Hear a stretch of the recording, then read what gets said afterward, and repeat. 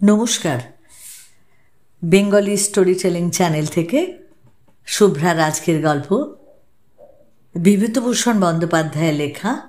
গল্পের নাম গল্প নয়। সেদিন হাওড়া স্টেশনে ট্রেনে ঢুকে দেখি কামরাতে আদৌ ভিড় নেই। সকালের ট্রেনে কামরা অনেকটা খালি পাওয়া যায় বটে। নিজের ইচ্ছা মতো বিছানা পেতে নিয়ে বসেওছি। এমন সময় একটা বৃদ্ধ মুসলমান একটা শিশুকে কোলে নিয়ে ঢুকল আর আমার বিছানার অদূরেই বসল।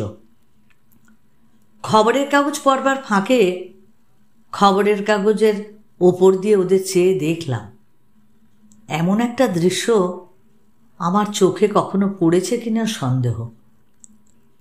বৃদ্ধ মুসলমান পরম যত্নে শিশুটাকে কোলের মধ্যে আঁকড়ে রেখেছে, কিন্তু শিশুটার চেহারা দেখে মনে হলো বেশি দিন পৃথিবীর আলো বাতাস ওকে আর ভোগ করতে হবে না। শুধু কখানা হাড়ের ওপর চামড়া দিয়ে ঢাকা, মাংস আদৌ নেই বললেই হয়। সেই জন্য হাঁটুর আর পায়ের নিচের চামড়া যেন কুঁচকে জড়ো হয়ে এসেছে। মাথা চুলটা উঠে যাচ্ছে, মাথা চারদিকে বড় বড় 7-8টা ঘা, ওষুধের সব তুলো সেখানে ল্যাপটানো রয়েছে। এক্ষেত্রে আমরা যেমন করে থাকি তাই করলাম। কড়া সুরে বললাম, সরে বসো না বাপু, একেবারে ঘাড়ের ওপর কেন? গাড়িতে যথেষ্ট জায়গা তো পড়ে রয়েছে।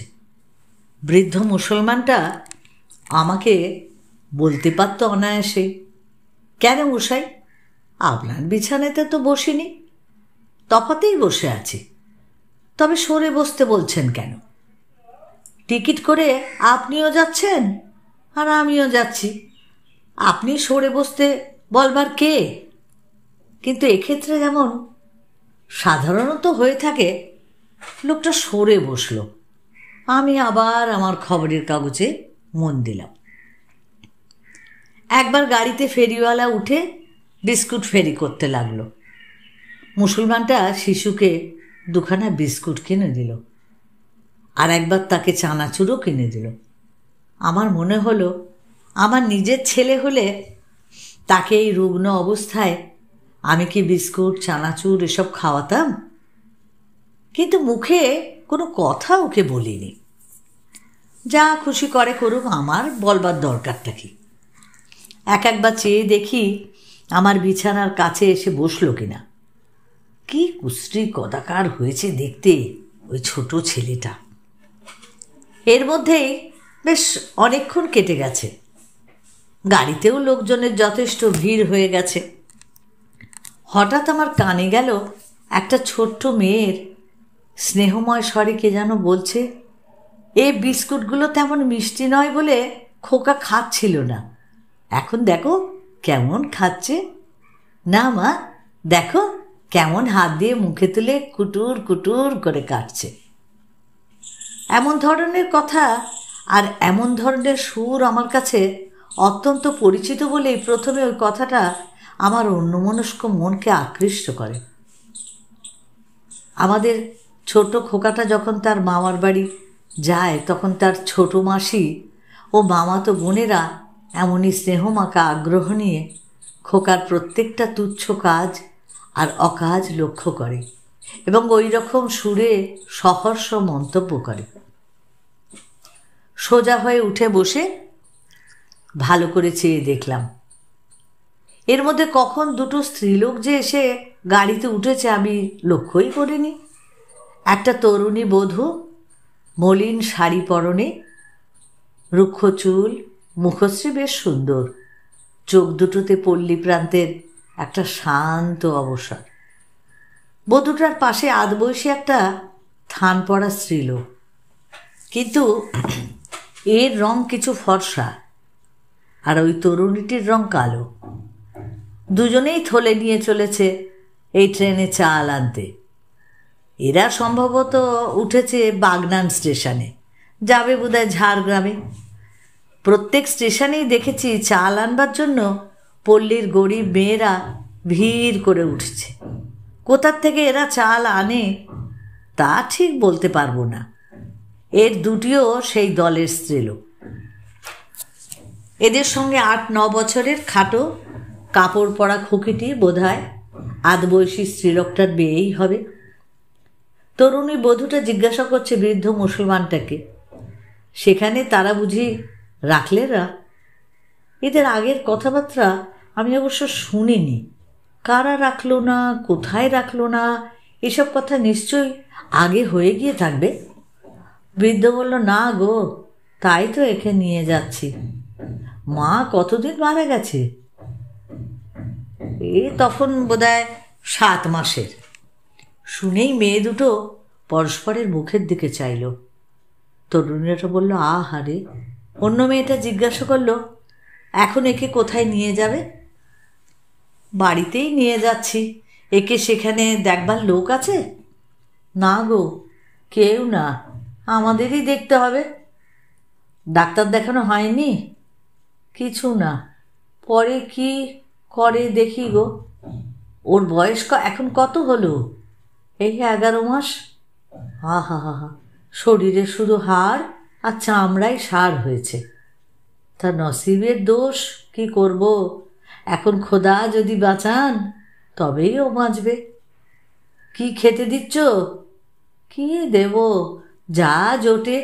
আমি একা মানুষ বলেই তো কলকাতায় ওদের ওখানে রেখেছিল। এমন হাল করবে তার আমি কি করে জানব। এখন খবর দিয়েছে, নিয়ে যাও। ঠান্ডা মোটে লাগিও না, বৃষ্টি হচ্ছে, জানলাটা বন্ধ করে দাও। আহা, এমনিতেই তো ওর কাশি হয়েছে। আরও কত কি প্রশ্ন মেয়ে দুটো করতে লাগলো। আমার সব অবশ্য মনে রাখবার কথাও নয়। আমার এটা গল্প নয়, সুতরাং বানানো কিছু এর মধ্যে স্থানও পাবে না। এটুকু আমার মনে আছে, ওরা দুজনে যতগুলো প্রশ্ন করলে সবগুলো ওই ছোট্ট রুগ্ন খোকার রোগ সম্বন্ধে, পথ্য সম্বন্ধে, ওর চিকিৎসা সম্বন্ধে, ওর ভবিষ্যৎ ব্যবস্থা সম্বন্ধে। একবার তরুণী বধূটা করে, আরেকবার অন্য মেয়েটা করে, আরেকবার এ করে তো আরেকবার ও করে। যা কিছু প্রশ্ন, কিন্তু ওই সব ওই খোকাটাকে ঘিরে। আর ওদের চোখে, বিশেষ করে সেই তরুণ বধূটার চোখে অদ্ভুত একটা স্নেহ ঝরা দৃষ্টি। একবার খোকা হাঁচল। তরুণী সঙ্গে সঙ্গে বলে উঠল, জীব। আমরা অন্যমনস্কতা তখন আমার চলে গেছে। আমি বিস্মিত হয়ে উঠেছি। এমন একটা ঘটনা যেন দেখছি, যা শুধু এই 20 শতাব্দীর নয়, সর্বকালের, সর্বযুগের মানুষের প্রতি মানুষের হিংসে, শঠতায়, নিষ্ঠুরতায়, স্বার্থপরতায়, ঈর্ষায় যে 20 শতাব্দীর নভমণ্ডল আজ ধূমমলিন, যে 20 শতাব্দীতে আছে শুধু অর্থের আদর, সেখানে এই ময়লা শাড়ি পরনে এই দরিদ্র পল্লীবধূটি আর তার করুণাময়ী সঙ্গিনী যেন একটা নতুন বার্তা শুনিয়ে দিল। সে বার্তা নতুন হলেও হিমালয়ের মতোই কিন্তু সেটা পুরনো। এ গাড়ির মধ্যে এত পুরুষ মানুষ ছিল, কেউ ফিরেও চেয়ে দেখেনি ছেলেটার দিকে।